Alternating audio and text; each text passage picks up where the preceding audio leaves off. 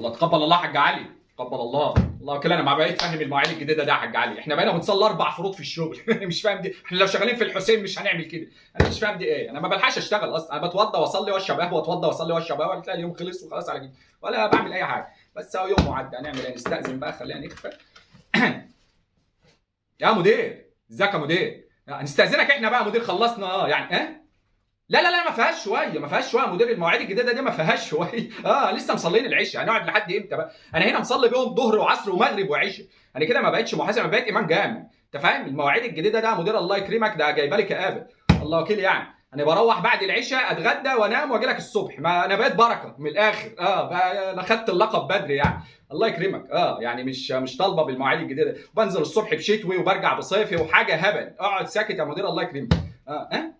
ما انت قاعد اهو، ما تقعد، ما دي شركتك. ان شاء الله تصلي قيام الليل براحتك. شركتك يا باشا، صلي الفجر، اعمل اللي انت عايزه، شركتك واقعد فيها براحتك. لكن انا لازم اروح. الله وكيل يعني. لا، بركه دي اتقالت لي بدري قوي.